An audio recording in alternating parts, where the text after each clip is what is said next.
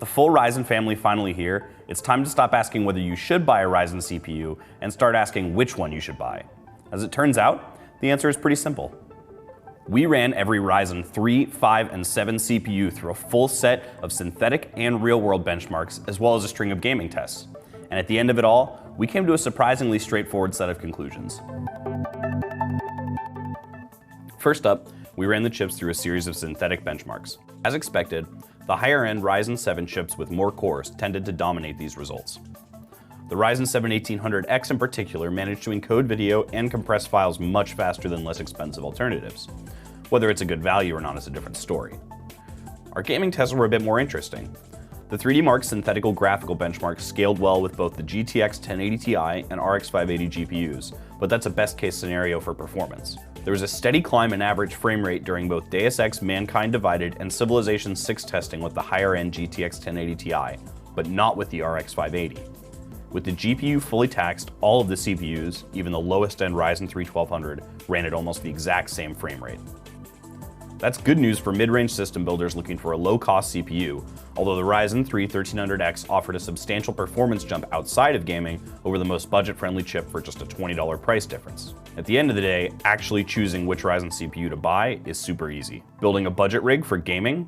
You want the Ryzen 3 1300X.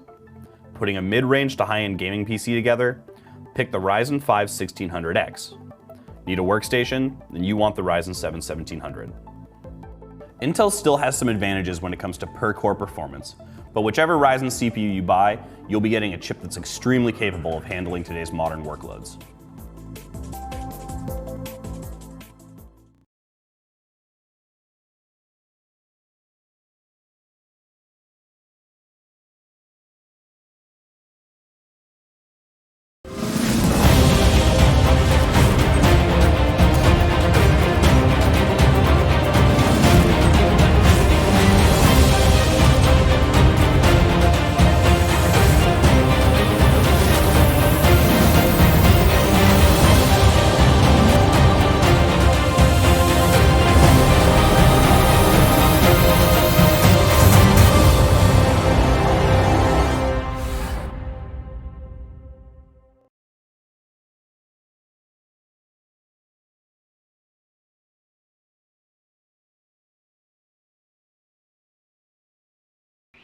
Installing a new processor is one of the most important things that you can do on your PC.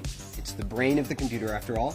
So if you have a brand new AMD Ryzen processor that you're ready to install, we have a couple tips and tricks for you to safely and securely install or replace your AMD Ryzen CPU. The first thing that you have to know is that electrostatic discharge, or the little zaps that you build up by shuffling around on carpet, those can actually be dangerous for the sensitive electronic components in a CPU. But there's a way to deal with that. First, don't build a computer on a carpet, don't build it on a rug. Hardwood floors or even tile floors would be best. Secondly, you can deal with electrostatic discharge with an ESD strap. On one end, there's a wristband that you simply put on your wrist. And on the other end, there is sometimes a plug, like ours, which goes into a technical bench that is grounded, or there's a clip. The type that you might buy from the store is probably going to have a clip. To use that, you would simply turn the power supply off on your computer and then attach the clip to the power supply. Any bare metal on the power supply will do. That means when the static that builds up in your body doesn't go into the CPU, instead it goes through our handy wrist strap, through the power supply, and back into the wall outlet. That is a great way to keep your CPU safe. The next thing that you'll want to do is install the processor. Now that you're grounded with your wrist strap, you'll be able to take the AMD Ryzen CPU out of its bubble packaging. And when you do that, take note. In the lower left-hand corner, there is a golden triangle. That golden triangle lines up with a triangle that's also on our processor side. So you'll want to turn the CPU to match the two triangles up. And then you lift the metal arm on the CPU socket, and then you simply drop the processor into the socket. My CPU dropped in effortlessly. It should feel really easy to install this CPU. If it's not easy, then the CPU is either installed in the wrong orientation or you've not yet raised the metal retention arm on the socket. So once the CPU is installed, you can simply put that metal arm back down, and now the CPU is installed. And if there was any electrostatic discharge, that wrist strap that you would have took care of that for you automatically. Now the next thing, and our last step, is to install the heatsink. AMD Ryzen processors come with a heatsink inside the box. And when they come from the factory, they have a thermal compound pre-applied.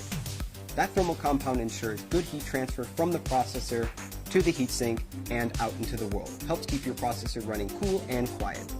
Now, if you've installed and removed this cooler a couple times, that thermal pad might be worn. You can clean it off with isopropyl alcohol, very easy. Now, what happens when that thermal pad gets worn out is that it must be replaced with aftermarket thermal compound. You can buy this from any online electronic retailer, and it only costs a few dollars. This thermal compound is really easy to apply, comes in a plungered syringe more often than not, and there are a few ways to put it on the processor. Many people advise a large dot the size of a pea or 2 peas in the center of the CPU, and then when you put the heatsink on, it will spread out evenly across the processor. Other people recommend drawing an X shape across the CPU with thin beads of the thermal compound. And again, when you apply the cooler, the pressure of the cooler on the CPU will evenly spread out that thermal compound. It's important that you don't have too much compound, which can hurt your temperatures, or too little compound, which can also hurt your temperatures. You just want a nice, paper-thin, even application of the thermal compound on your CPU, just about what it looks like on the bottom of the heatsink from the factory. And that is how you safely and securely install or replace an AMD Ryzen desktop processor in your socket AM4 motherboard.